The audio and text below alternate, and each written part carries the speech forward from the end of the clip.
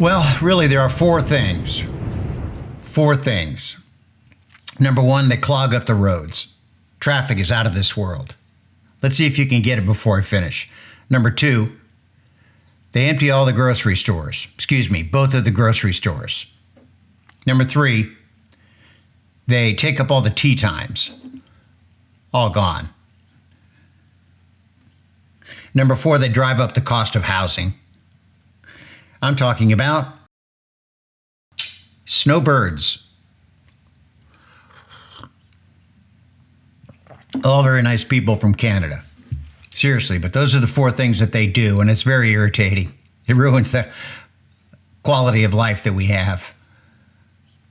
I actually had a tea time last week, and it was, of course, with a Canadian couple. And if you do get a tea time, I promise you it'll be with a Canadian couple.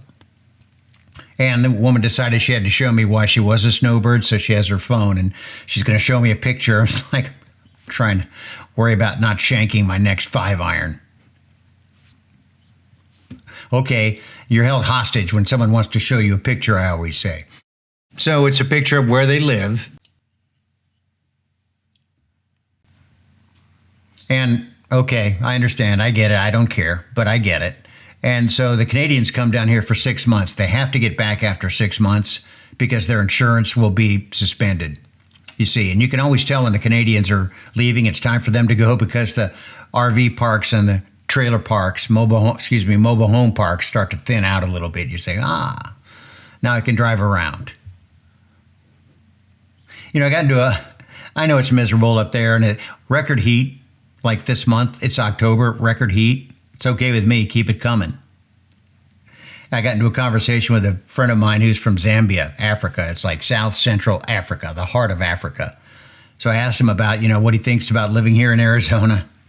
And he said, living in Arizona is way too hot here. A guy from Africa is telling me it's way too hot here in Arizona. There's that saying, it's like, oh, it's hot. It's Africa hot. Well, that's going to have to be revised, amended. Oh, it's hot, all right. Arizona hot. Arizona is hotter than Africa.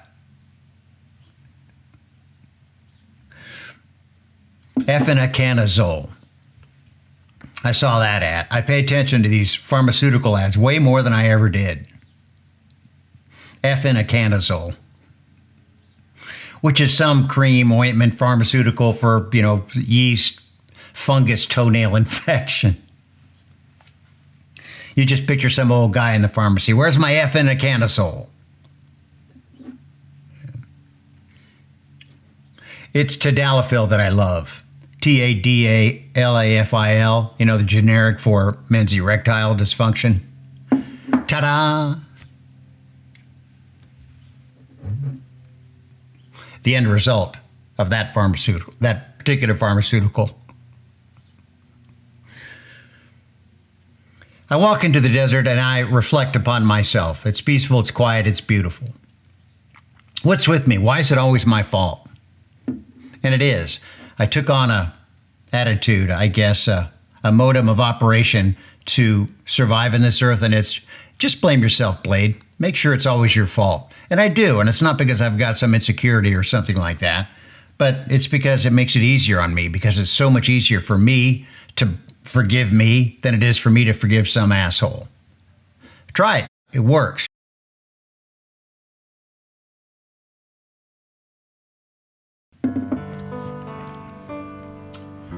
I am, I said. I am, I cried. And I said that to nobody was there, not even the chair. I am, I cried, and I don't even know why. Neil Diamond, famed and acclaimed author and poet. Neil, you said, got it. You even cried, got that. But yet you don't even know why. I feel cheated. That was on a Volkswagen commercial.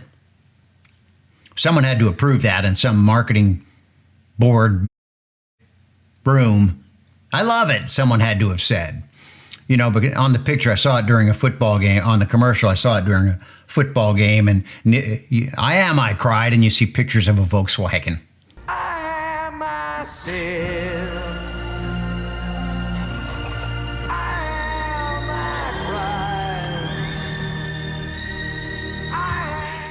Men wearing cologne.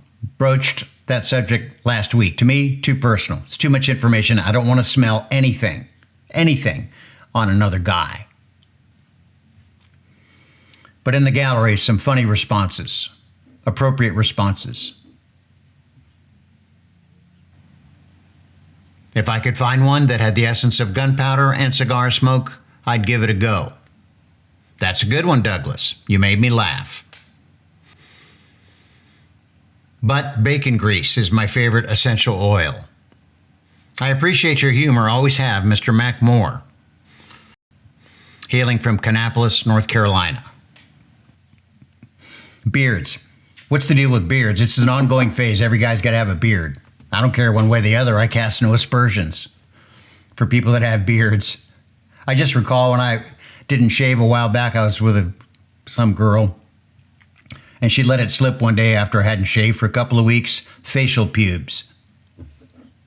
Never forget that. I don't know. Hell, I don't know.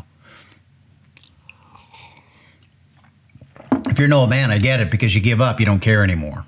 You don't want to shave anymore. You don't have to shave anymore. You don't care what girls think. Girls play along. They say, yeah, beards are cool. I'd love to know what your honest opinion is, ladies, on beards. Be honest, as you always are. But here's the thing. The only aspersion I cast is this. If you can't grow a beard, don't. What's the point? Look, you can't grow a beard. Why are you growing a beard? Everybody knows when they look at you they look at you and the first thing they say is, he can't grow a beard. Why is he growing a beard? Beards are cool. Who cares, right? Just don't grow one if you can't grow one. I could never get past the itching stage. Yeah, Cheap Bic shavers work fine instead of 9 blades.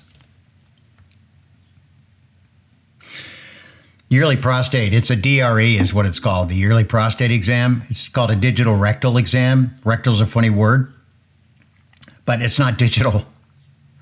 Why isn't it digital? It's called that. Everything else in the body you take a picture of to see what the result is. There's no digital rectal exam for prostate cancer. I looked it up. No, there is no, all it is the latex glove, and the lubrication in the finger goes where the sun doesn't shine, ladies and gents. It's like the only thing you can't get an MRI for. It's horrible. Yearly checkup. No one likes it. How can the doctor like it when he's got a bunch of guys' butts in his face? We don't like it. Gulp. Awful. But I was thinking, in every yearly prostate exam, there's a PA in the office, some young girl, and she's got a full frontal view. And in my last one, she's standing there looking down at the ground, pretending to write something, not writing anything. My first thought is, I know you peeked. It's okay, you can look. This is a medical, clinical situation. It's official, you can look. And it's got to be more interesting, no matter what you see, than looking at the beige tiles on the floor. Got to be. Decent exposure. Hey, it's the one chance that we get to show off without getting arrested for it.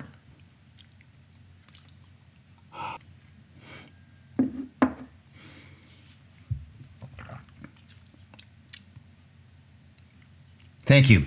I will show myself out.